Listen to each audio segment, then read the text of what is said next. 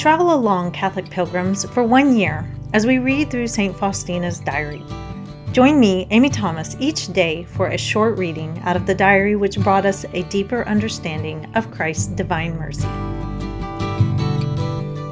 Welcome, welcome, Catholic pilgrims, to day 113 of our readings from St. Faustina's diary.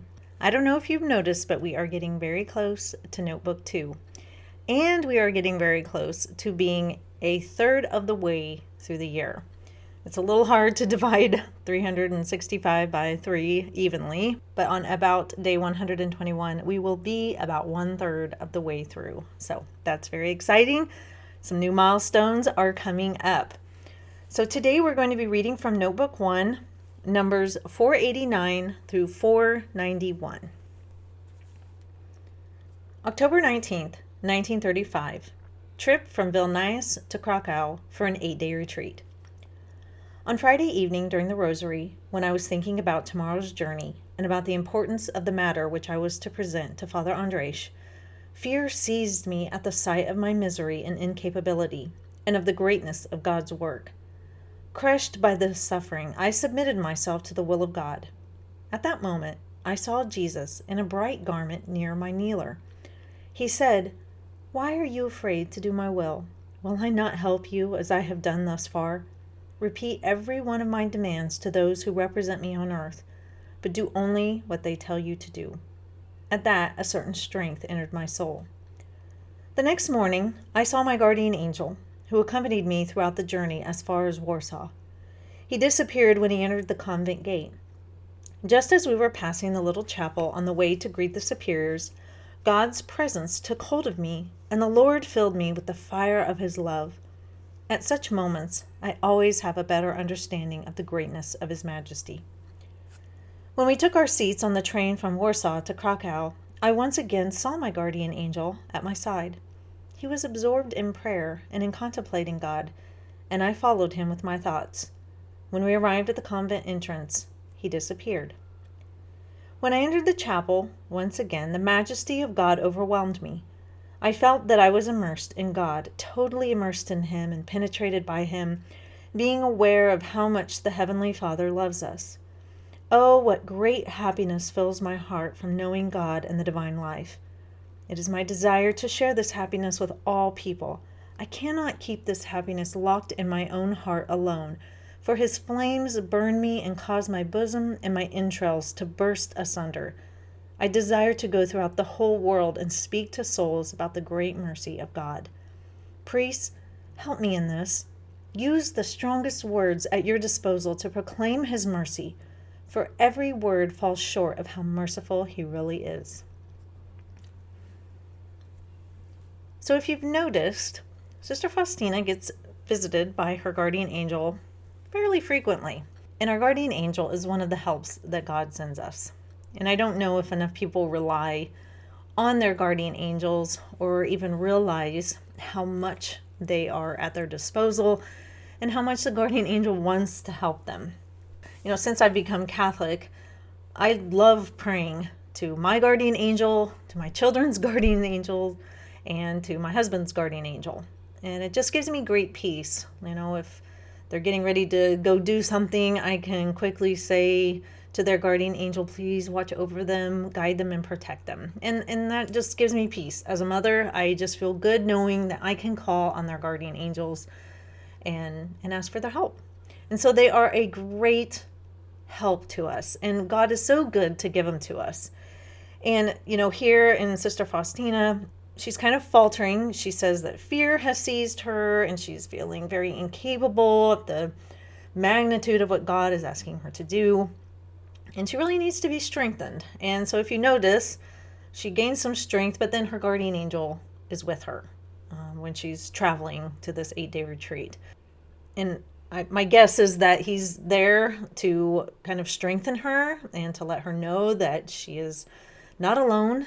And, he's sitting there at one point praying and contemplating God. And because her guardian angel is doing that, she joins in and does the same thing. So our guardian angels are great guides. So I thought today I would tell you about a time when I'm pretty sure I met my guardian angel. So As you know, I was not involved with God at all after my incident with the three guys, the sexual assault, and I had turned my back on God. I still believed in God, but I just didn't want anything to do with him. So anyway, I think when I was 18, my family had a family reunion on my mother's side. And it's usually in this teeny tiny southeastern town in Kansas. And I was dreading going because none of my cousins were going to be there. I can't remember where they were, but they weren't going to be there. And so I was just going to be sitting there with a bunch of people who I couldn't remember their names, that I was all related to. And it just wasn't going to be much fun for an 18-year-old. So anyway, we were in this community center in the town, and I was just kind of standing around. And everybody was more at the front of the building talking and laughing, and I was just kind of observing.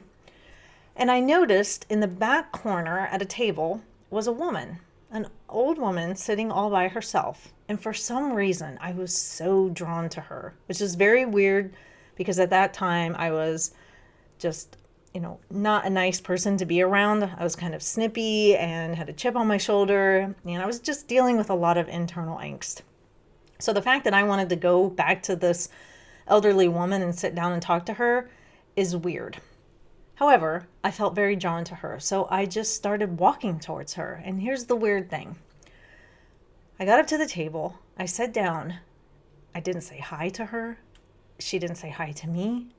I sat down, I just looked at her, and she said, "There was a time when I did not believe in God." And then it was weird.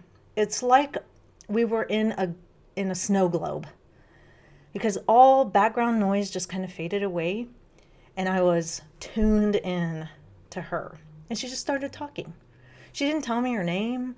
She didn't ask my name, nothing. And so she said, when I was a young girl, my parents were Christian, and I didn't believe in God. And I can't remember exactly, I think she said when she was about 9 or 10 years old, she decided to test God.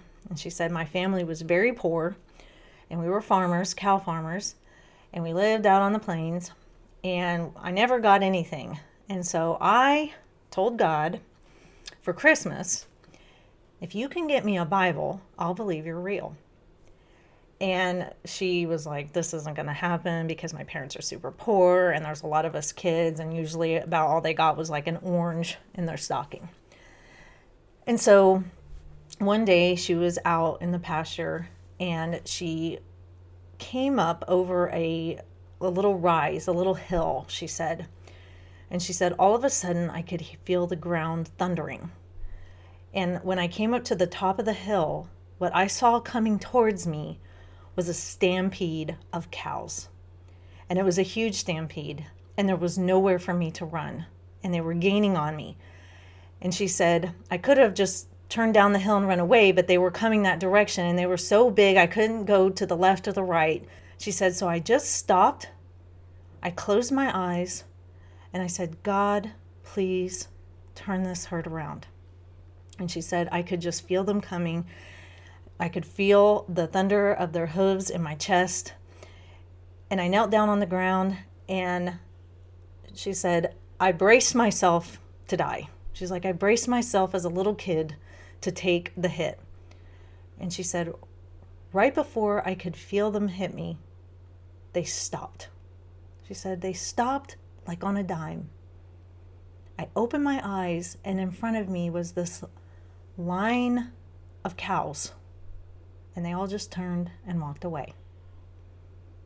And she said, I yelled out to God, God, if you're there, tell me. And she said, I felt something take the back of my head, press it into the ground, and say, I am here. And she said, from that moment on, I have never doubted the Lord. And don't you doubt him either. Now, about this time, my mother came over and saw me sitting there. And my mother is a very social person. And so it was, the way she behaved was very unlike her. She just came over and she didn't say hello to this lady. She didn't even acknowledge her. She didn't even look at her. She just looked at me and asked me a question. I don't remember what it was. What I do remember is that my mom seemed upset with me. So I think what she was probably mad at me about was that it looked like I was just sitting at this table with my back to everybody by myself. And she probably wanted me to come get involved with everybody. But she said something and walked away. I looked back at the old lady and she said, "Do you know what I got in my stocking that year for Christmas?" I said, "A Bible?" She said, "Yes." She's like, "It's a good book. Make sure you read it." And I said, "Okay." And I got up and I walked away and I went over to the kitchen and my grandmother was in there. And I said, "Grandma, who is that woman that I was talking to back there? How is she related to us?" And my grandma said, "What woman?" I was like, "The one that at the back table. I was just sitting talking to her." And my grandma looked out the little window of the kitchen and she was like, "There's nobody over there." And I looked and she was gone. And so I was like, "Oh, okay, maybe she went to the bathroom." And I looked around the crowd. I didn't see her anywhere. And I was like, "Grandma, you really didn't see me talking to that lady?" She's like, "I didn't see you talking to anybody." And then I asked my mom, I was like, "Mom, who was that lady at the table that I was talking to?" And she's like, "I didn't see you sitting with anybody." And I was like, "No way." I looked for that lady for the rest of the reunion because it lasted all weekend, and she was never there again. Now, maybe she was just an old woman who happened to be sitting down telling a teenage girl's story about God. Could have been.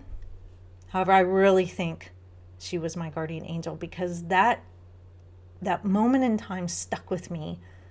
Even though I was so angry with God about what had happened, there was something about that conversation that I always came back to. Even in my dark moments when I continued on my path, I got to drinking quite a bit and partying in college, and I was very unhappy, but something about that conversation would always come to my mind, and I would remember it. And I truly believe that she was my guardian angel, manifested as a human. But it was just, everything about the circumstances was very odd. The way I behaved, the way she talked to me when I first sat down, we didn't even introduce ourselves. The way my mother acted as if she wasn't even there, like she didn't even see her. It was just very mysterious. And it played a huge role in my life. So I totally rely on my guardian angel, like I said. And I think as we continue to read through this diary, we are going to see more of Sister Faustina's guardian angel. We've already seen the presence of the guardian angel several times make its appearance. And I think that's important. I think it's a reminder. Rely on your guardian angel. They are there to be your guide. And oftentimes I don't think we call on them enough. So that is all for today, Catholic Pilgrims. I will see you back here for day 114. And until then, live the faith boldly and travel well.